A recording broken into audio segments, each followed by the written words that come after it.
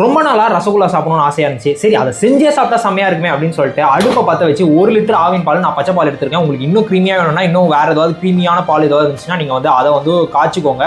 அது காய்ச்சிற வேலையில் ஒரு லெமனை புளிஞ்சு வச்சுக்கோங்க. அதுதான் ரொம்ப மெயின். நெக்ஸ்ட்டு பால் நல்லா காஞ்சிட்ட பிறகு வந்து பார்த்திங்கன்னா பொங்கி வரும். ஸ்டவ் ஆஃப் பண்ணிவிட்டு நம்மளுடைய கரண்டியை எடுத்து லைட்டாக கரண்டிட்டு அதுக்கடுத்து வந்து பார்த்திங்கன்னா கொஞ்சம் கொஞ்சமாக லெமன் ஜூஸை வந்து கலந்துக்கோங்க. அப்படியே பால் திரிஞ்சு அப்படியே பன்னீர் மாதிரி அப்படியே ஒரு மாதிரி திரிஞ்சு வரும். அப்படி திரிஞ்சு வந்துட்ட பிறகு அடுப்பு ஆன் பண்ணி ரொம்ப ஸ்லோவில் வந்து வச்சுக்கோங்க. ரொம்ப தீஞ்சிரும் நீங்கள் வேகமாக வச்சிங்கன்னா. ஒன்ஸ் இந்த கன்சிஸ்டன்சி வந்துட்ட பிறகு வந்து பார்த்திங்கன்னா தண்ணி தனியாக போயிடும்.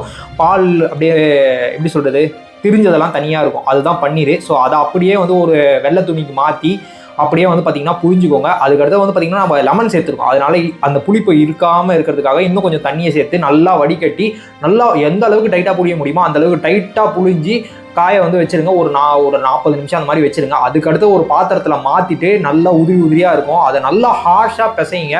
ஒரு 10லேருந்து 15 நிமிஷம் எவ்வளோக்கு எவ்வளோ ஹார்ஷாக பிசைஞ்சு அப்படியே வந்து பார்த்திங்கன்னா நம்ம சப்பாத்தி மாவு மாதிரி நல்லா உருண்டையாக இந்த மாதிரி எடுத்துகிட்டு வந்துருங்க. அதுக்கடுத்து உங்களுக்கு தேவையான சைஸில் குட்டி குட்டியாக ஊட்டிக்கோங்க. ரொம்ப பெருசாக ஊட்டிட்டிங்கன்னா அது அப்படியே இன்னும் கொஞ்சம் பெருசாகும். அதனால் கொஞ்சம் குட்டி குட்டியாகவே ஊட்டிக்கோங்க.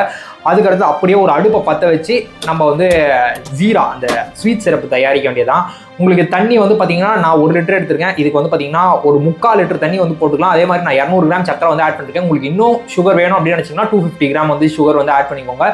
அதுக்கு அடுத்து வந்து பார்த்தீங்கன்னா கொஞ்சோண்டு பிஞ்ச் உப்பு கொஞ்சம் ஸ்வீட்டை தூக்கி கொடுக்கறதுக்காக அதையும் ஆட் பண்ணிவிட்டு அப்புறமா வந்து பார்த்தீங்கன்னா ஏலக்காவையும் கொஞ்சோண்டு 2 ஸ்பூன் சர்க்கரையும் வந்து அரைச்சி வந்து ஆட் பண்ணிட்டேன். சுகர் சிரப்பு ரொம்ப திக்காலாம் வேணாம். ஓரளவுக்கு பிசு பிசுன்னு வந்துட்ட பிறகு வந்து பார்த்தீங்கன்னா நம்மளுடைய உருட்டி வச்சிருக்க அந்த உருண்டை எல்லாத்தையும் ஆட் பண்ணிவிட்டு தட்டை போட்டு ஒரு 15 நிமிஷம் மீடியம் ஃப்ளேமில் வந்து பார்த்தீங்கன்னா குக் பண்ணிடுங்க. குக் பண்ண போயிட்டு அதை அப்படியே திறக்கும் போது ஆவி பறக்க அப்படியே சுட வந்து பார்த்தீங்கன்னா நம்மளோட ரசகுல்லா ரெடியாக இருக்கும். இதை அப்படியே ஸ்டவ் ஆஃப் பண்ணிவிட்டு இப்போவே சாப்பிடாதீங்க. இன்னும் சுகர் சிரப்லாம் இறங்கியிருக்காது. இதை அப்படியே ஆஃப் பண்ணிட்டு ஒரு 8 மணி நேரம் கழிச்சு பிறகு சாப்பிட்டு பாருங்க. அதோட டேஸ்ட் இருக்கே.